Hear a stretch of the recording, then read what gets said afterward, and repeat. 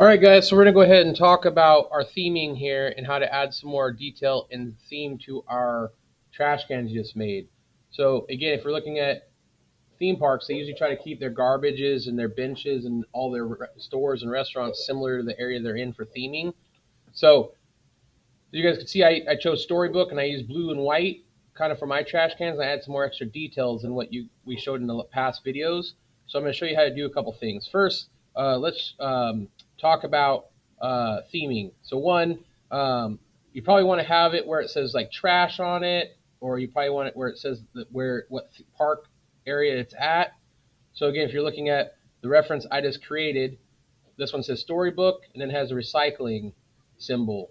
So to get that, you just go to this text tool right here and you click on it. So again, if I'm in like, let's say I'm in the log ride, I can put log ride town. It'll come in pretty big. I put lower on accident, but you just click on the type, you can change it to log. So it comes in really big at first, and you can change the font. So you can try to find a font that you think is going to match your town. That looks pretty cool. So you can change the font right here. So I'm going to go back to one of these. So I'm going to press, click out of it, click on it again. I'm going to press R to scale it to make it fit on whatever trash can I'm putting in. I can press F to zoom in, like frame it. So let's say I want to put this on the trash can, the squared one right here. Again, I can scale it.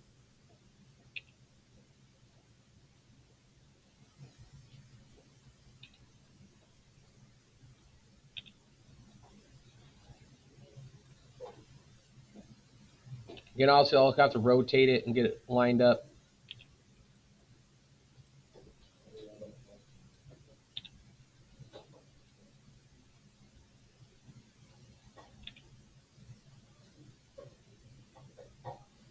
So you can get it in there. You can change the color of it. So let's say Log Ride Town. I'm going to go ahead and add a texture to it, assign new material.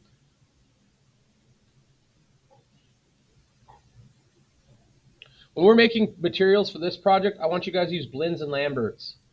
I don't want you to use anything else because we're putting this into a video game engine and they only can read certain textures. So I'm going to put blend because they're shiny.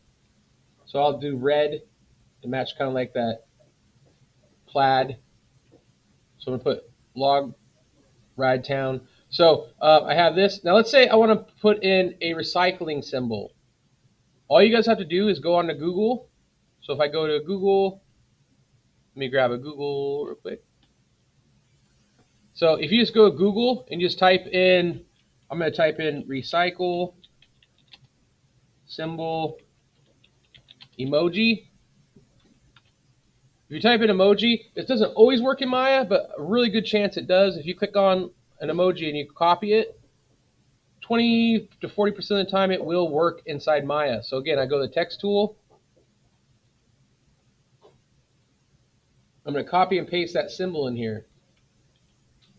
And it did it. Like I said, it's not always going to work. I can't guarantee every single symbol you get is going to work, but this does work. So now I have the recycling symbol. So again, I can put this in there.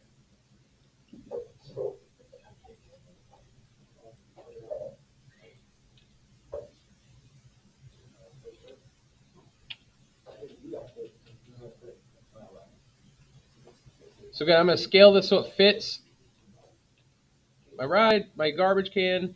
I'm going to squish it a little bit. I'm going to recenter it. But this is what you guys can do. So again, adding a little extra details. So here's the recycling sign. Again, I could put trash right here instead. Again, how to texture. Again, click on something, right click and hold, go to assign new material.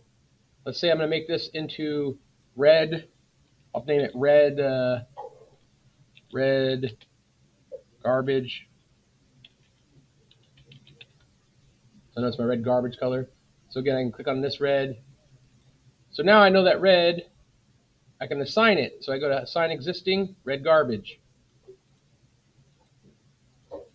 New material, blend, white garbage.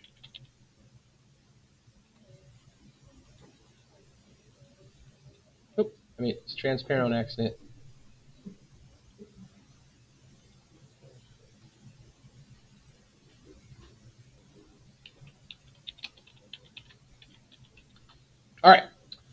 So you remember, there it is. Well, I'd probably make this red up top too. So you split up the colors a little bit, make it look better. So you can color things based off face mode. So instead of just being the whole object, you can go to face mode and color faces. So existing material, red garbage. Now again, that's where like your plates and garbage can go. Again, that's where the trash goes or recycling. Now, if you want to break this up, make it a little more detail. Again, you could always make another cube for the bottom,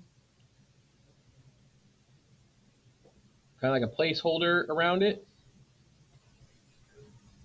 You could put legs on it if you want.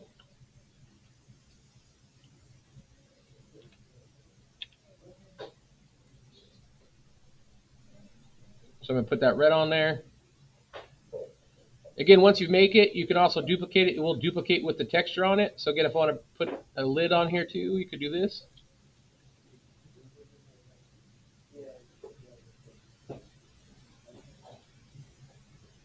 Obviously line it up a little bit better because this side's a little crooked.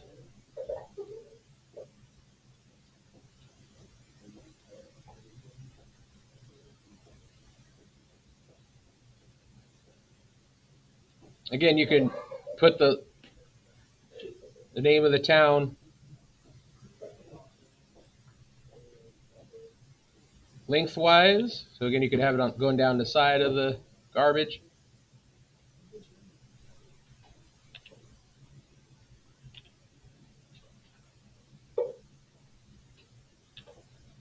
Now, an important thing is once you get your trash can done, that's kind of crooked, but let's say you get your trash can done, you need to make it one object. As you guys can see right now, my trash can's like 6 objects. It needs to be one object, so when I move it around and I scale it and I duplicate it, it goes around and makes it easy. Because right now, if I select it, guys, and I move it, it's fine. But watch, if I scale it,